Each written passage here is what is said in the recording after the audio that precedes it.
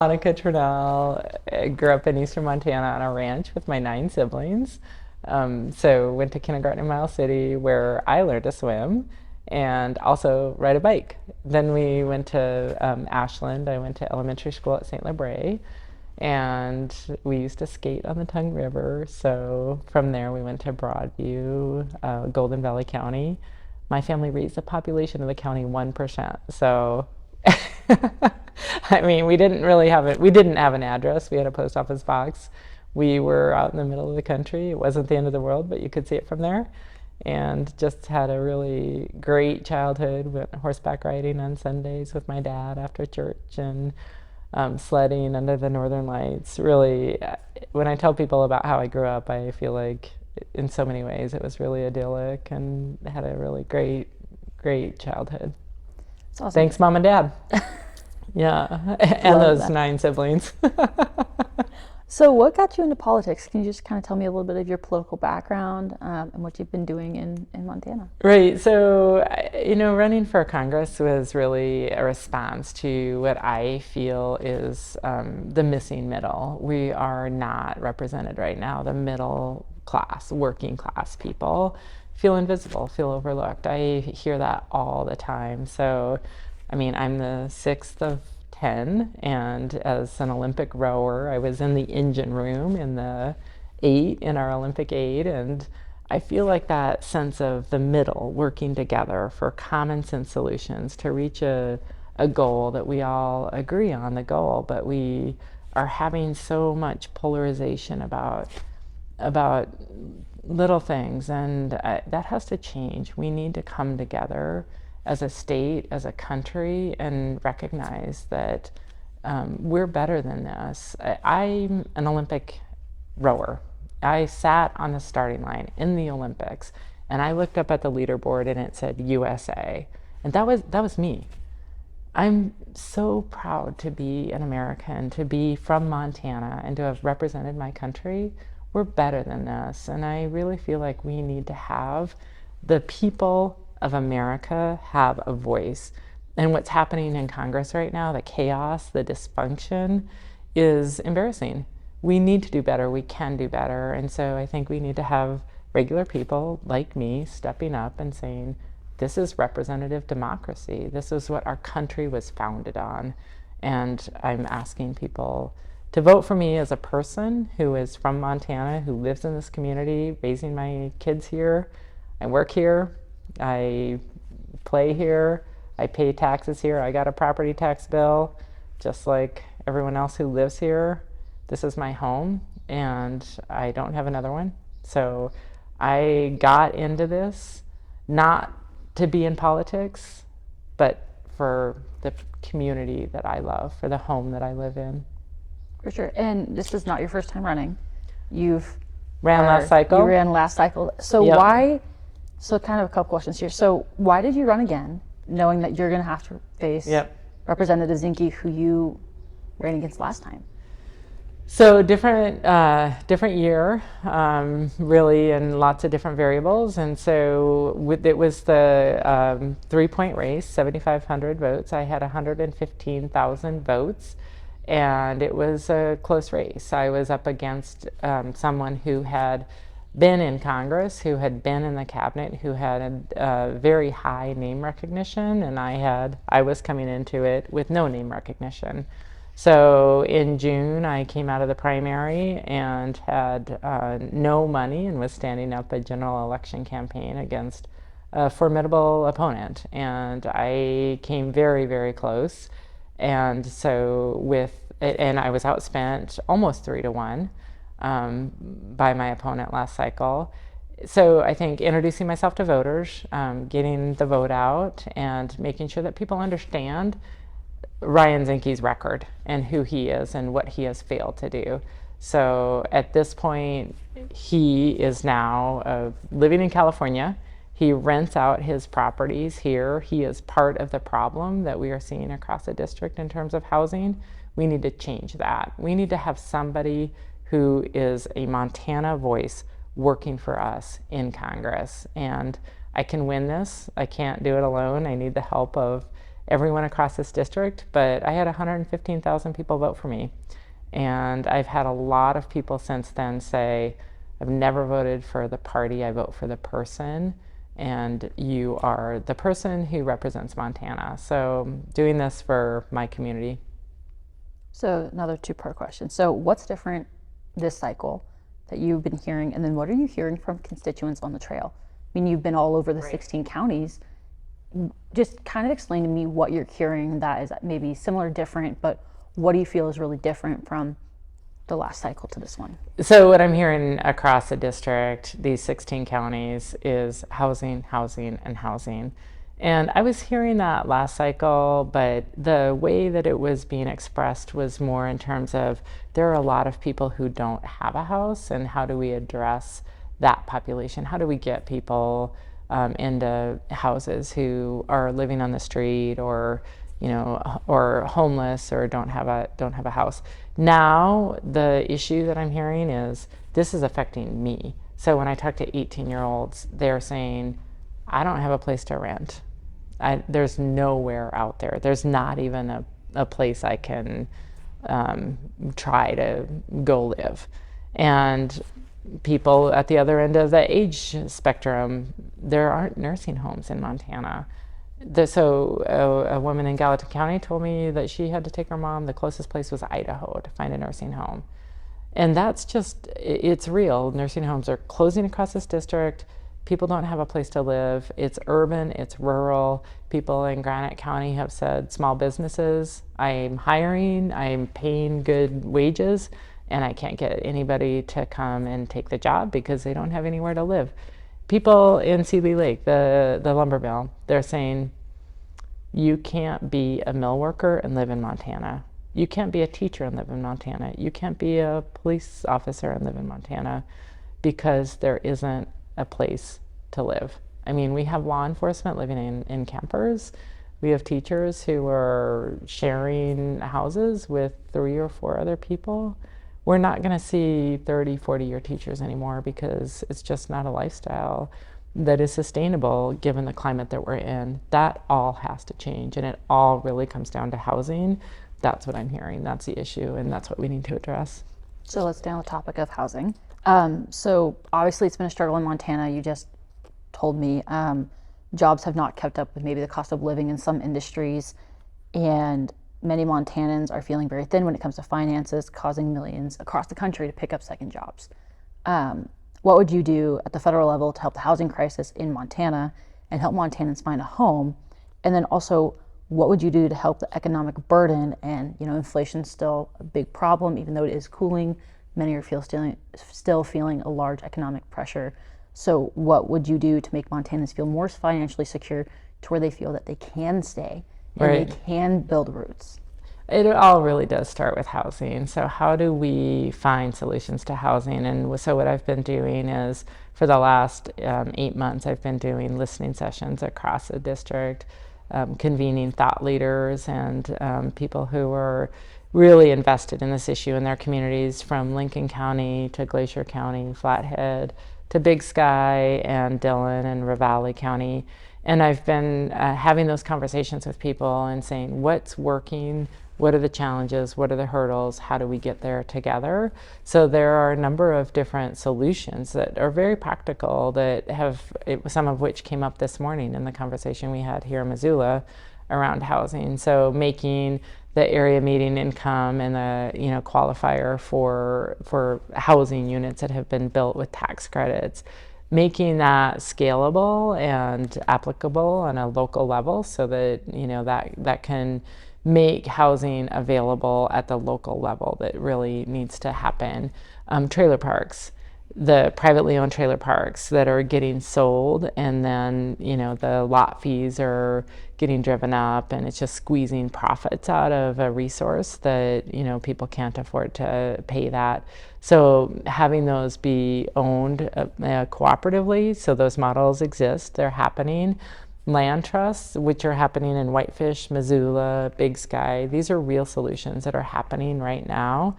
So where you're being able to build the structure and have people pay for that, and divesting the land ownership. So you're not having to pay for land, which is ridiculously expensive.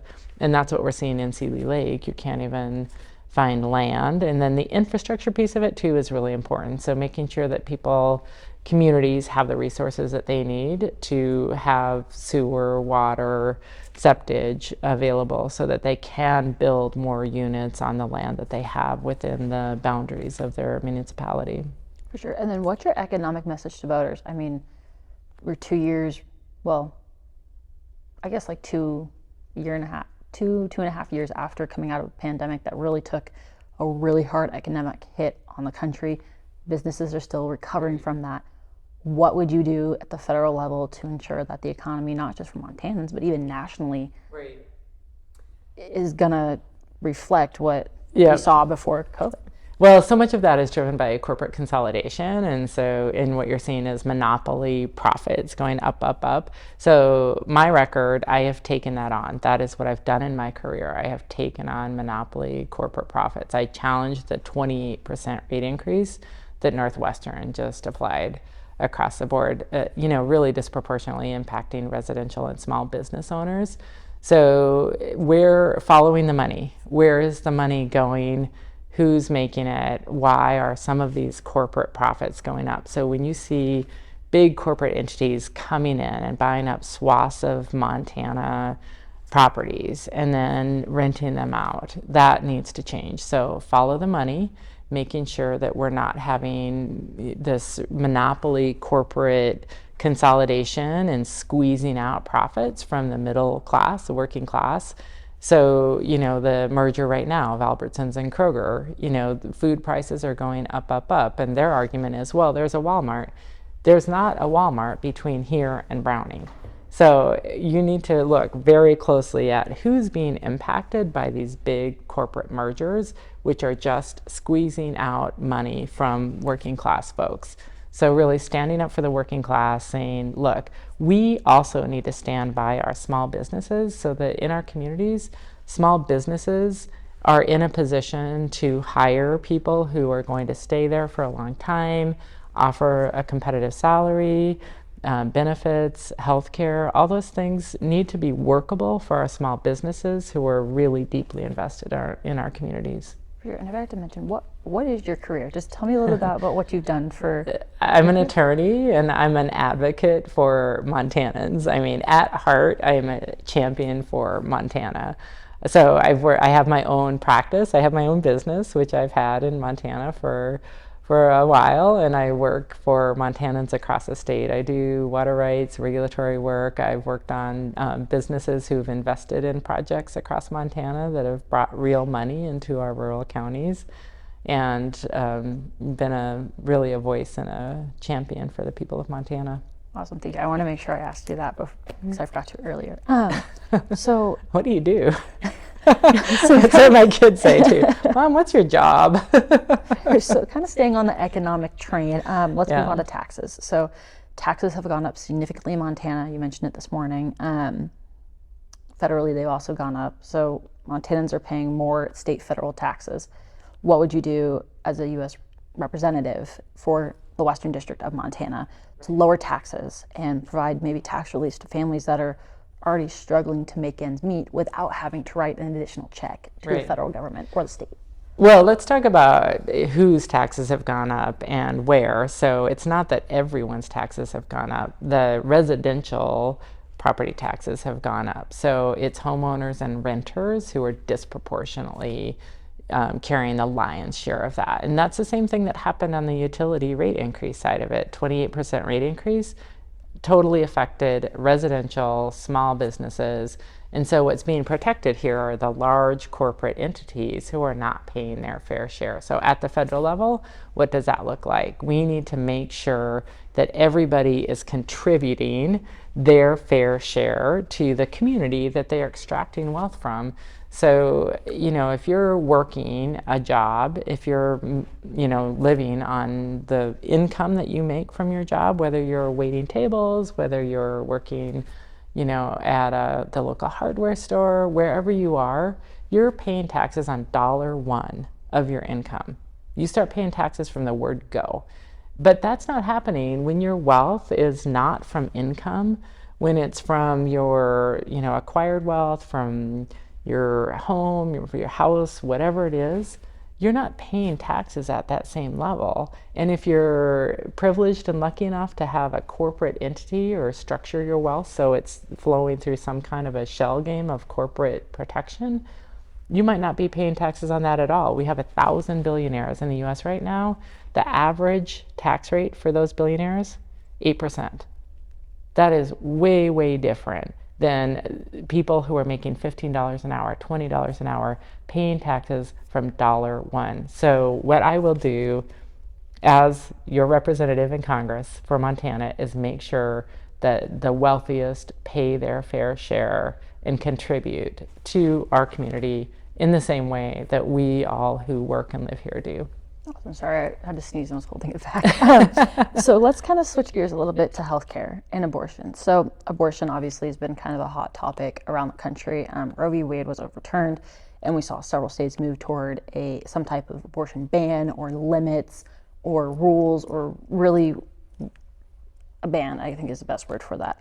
And even in the state of Montana, they tried to limit or ban abortions. There's even been talk of a federal ban. What would you do as a representative to the U.S. House when it comes to reproductive rights and abortions for women, not only in Montana, but also across the country? Right. So let's be really clear about this. I am the only candidate on this issue who has said unequivocally that I will stand up for families and for women. This is an issue that is about privacy and freedom. This is about having the ability to make the decision, your most private personal decision, having the freedom to make that on your own without government interference. This is not an issue that the government should be making. This is not an issue that Ryan Zinke should be making. This is your decision and you should make it. And I am the only candidate who has been unequivocally on the side of women and families on this issue. So it's a decision that you should make. There should be no government interference in it, period, end of story. And that's where I am on that issue. And I think what we're seeing now is this hot potato that's being passed around saying, well, let's have the states decide. But the Dobbs decision does not say the states decide. It says the government can decide. And so there is the potential for a federal ban. And that is what, is being pushed right now. So we're seeing right now at the Supreme Court, there's an argument on whether mifepristone should be available. And that's, in Montana right now, it's still available because we have a constitutional right to privacy. That's something I feel really, really strongly about. This is something that is a private, personal decision. The government should never interfere with it, never. Okay, so on the same topic, healthcare. Healthcare's gone up, as well with a lot of other things. Healthcare's gone up, and for some Montanans, healthcare is pretty limited. In rural communities, it's limited, and it's not necessarily accessible. Right. And it might be harder for them to come down here because they can't afford to. Prescription drug has also gone up significantly. Right. Insulin, cancer treatments, you name it, it's pretty much gone up.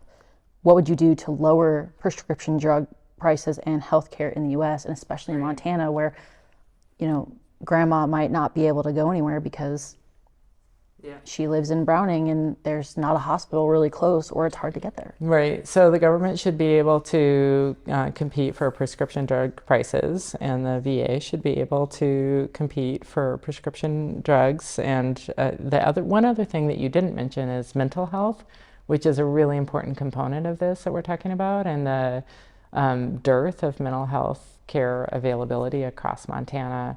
It really in every community. So one very concrete thing that I would do is make sure that the 2008 mental health parity law is actually implemented, so that what that does, that requires funding for mental health treatment. So, to be proactive about it, to say, I need help, and to be able to go get that help and have that be funded and affordable.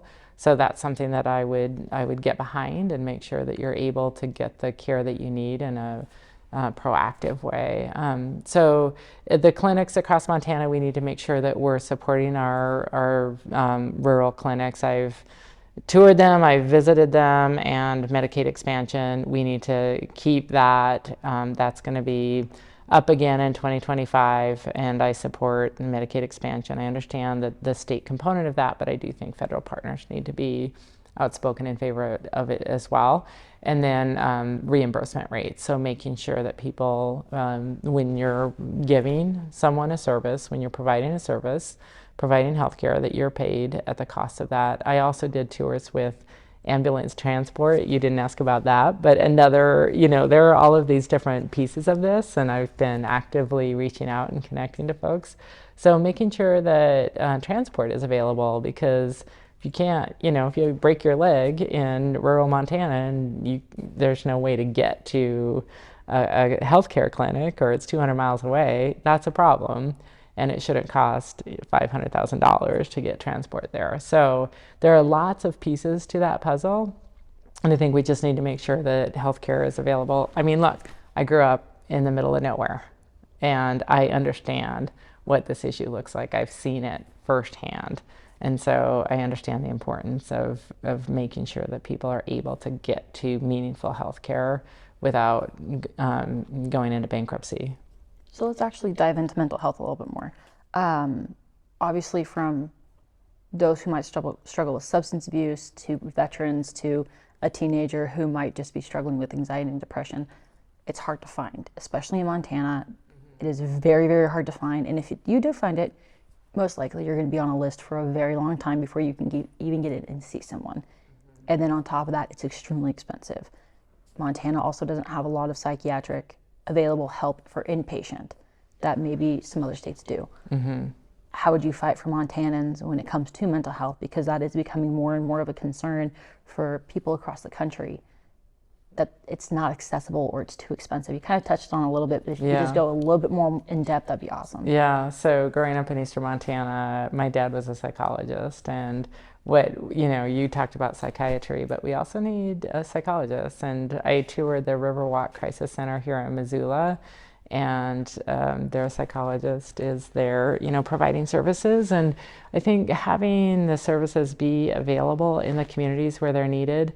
In Kalispell, they were talking about the high schools having funding for school psychologists to be at the school, but that funding ran out because it was ARPA money. And so then they were in the position of saying, well, do we continue having a psychologist in the high schools when this is really, really an acute issue? I have 3 daughters, and one's in high school, and I see this. I understand the need for it. So making sure that those resources are available. Some of the funding that was allocated to the states, Montana sent millions of dollars back to the federal government that we had available to us through the COVID resources, money that could have been spent on some of these really, really critical needs in our communities.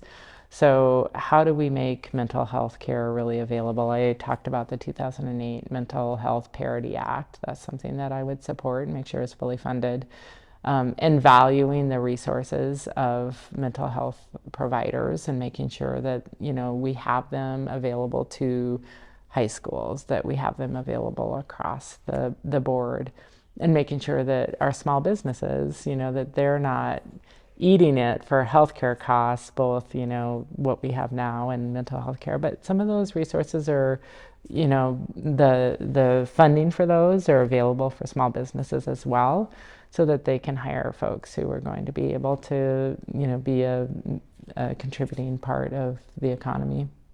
For sure. And let's kind of switch gears a little bit to crime and drugs. So fentanyl has been dramatically increased in the United States, especially on reservations, smaller communities. People have lost their lives to it. It's causing more drug-related deaths. Crime rates are up in some communities, as well as drug deaths again. Montana has also seen an uptick in crime and drug-related deaths.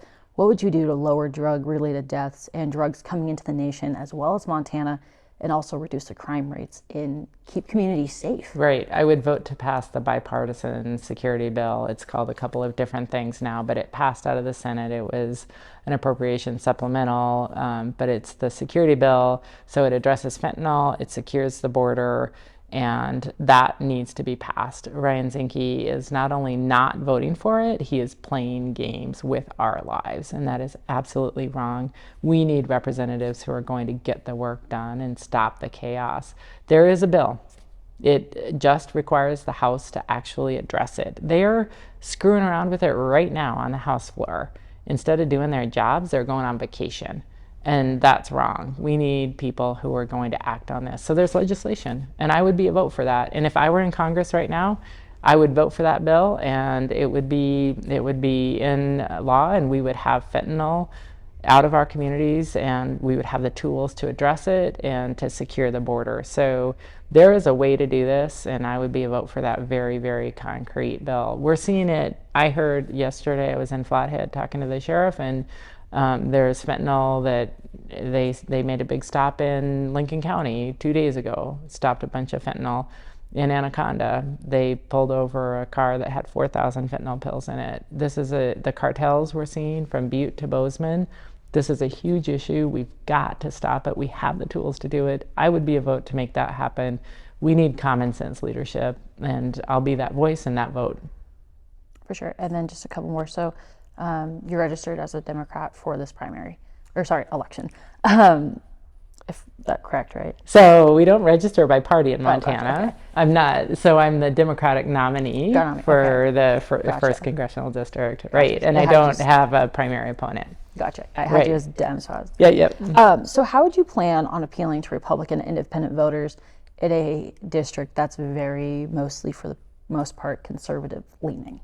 Right. So I think we vote for people and not parties in Montana, and we want common sense solutions. And I'm running for the missing middle, and that is the middle income people, working class people in the housing crisis. There aren't houses available to people who are in that income range, and there isn't a voice that represents the huge missing middle of the people, not just in Montana, but across the country. So, I think it's about common sense solutions. I have been here in Montana with my boots on the ground in this place that I call home. I work here. I pay taxes here. I live here. I'm raising my kids here. This is my home. I don't have another one. I'm not going anywhere. I am deeply, deeply invested in this place. I have 6 siblings in the state. My mom is in a nursing home here. We have among us 21 next generation Tranels. This is a place that I am deeply rooted in, deeply committed to, and it's my home. And so I think I'm asking people to vote for me and support me, because this is a vote for you. This is a vote for your community.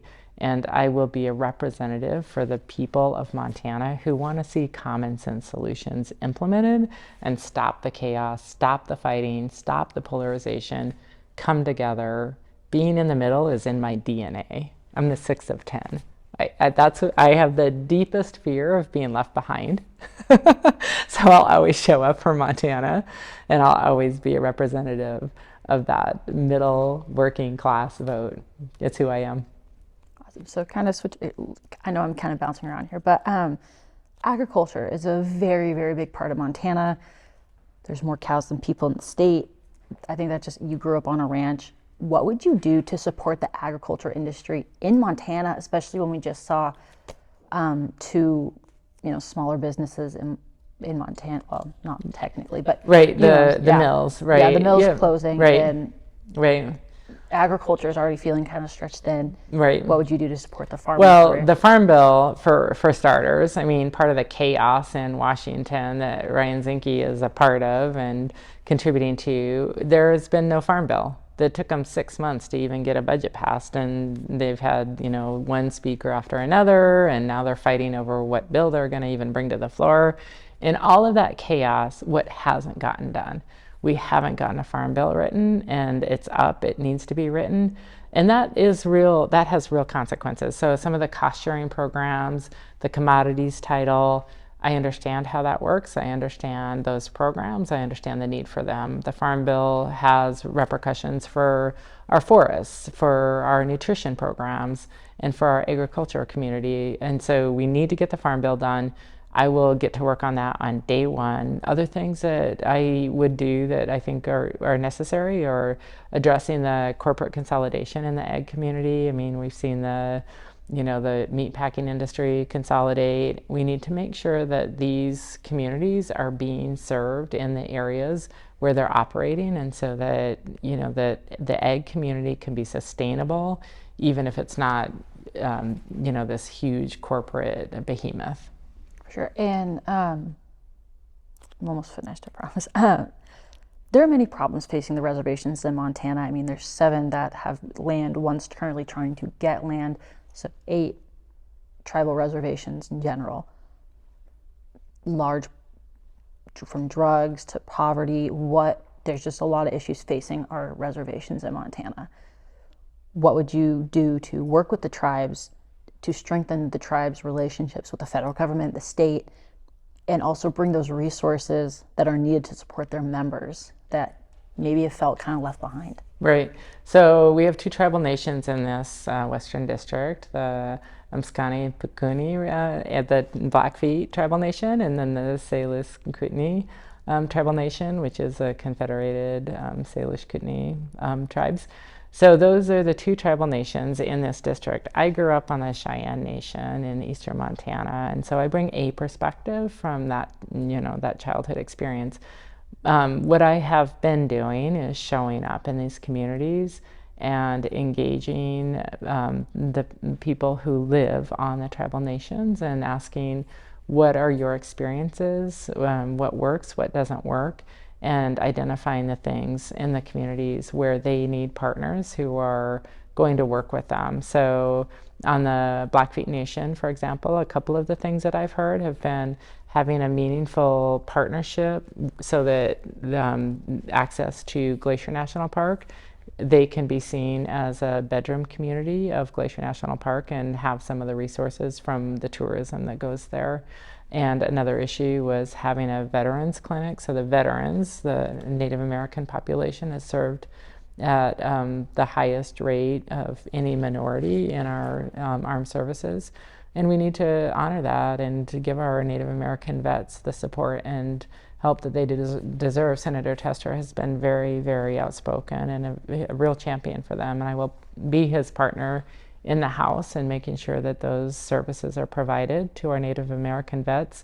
But having a health clinic in Browning for veterans, they asked about that and they said that's a need that they have. So I would certainly be a champion of that. On the CSKT tribal nation, I'm going to be up there later today on a panel with a couple of different folks talking about the impact that water and energy issues are having for them. So Flathead Lake and the tribe's operation of Flathead Lake has always been within the licensing requirements that they are governed by. And my opponent, Ryan Zinke, has been nothing but outright racist in terms of his calls for holding the lake at a higher level and pointing a finger at the tribe's operation of the hydroelectric facility, which is incorrect and wrong and not helpful in the conversation that we need to be having about the resources that we use. So being a good partner to the tribes starts with listening and hearing, and then asking, how can I be a good federal partner? So childcare for the Salish Kootenai College is a question and an issue that I heard about. So I will champion the issues that they want support for, and I will be a partner, and I will start that by listening. Awesome. And then the last question is, Montana, you mentioned it a little bit, but Montana is home to a very large population of veterans. How would you support veterans at a federal level to ensure that they are getting the benefits that they are entitled to for serving our country and for the support and resources that they need? Right. So making sure they have access to prescription drugs, talking to the veterans population in Butte, making sure that they have access to the vets clinic there, and making sure that they're able to get transport to the places where they get care. making sure that they have the prescription drugs available to them, the medical support that they need. The PACT Act, which Senator Tester was instrumental in getting passed into law, was something that was my opponent was silent on that at a time when that was being challenged. I don't think we should play games with our veterans and with their health care. We need to stand by them and stand with them. And I will be a partner with Senator Tester and his advocacy for our veterans in the House in a way that we have not had. Our veterans in Montana have not had that champion in the House partnering with Senator Tester, and I will do those things. Perfect. I think that wraps it up. Thank you. Thank you. Yeah, Thank you so lots much of questions. for meeting with me and Yeah. taking time to talk about some important topics with me. I really appreciate it.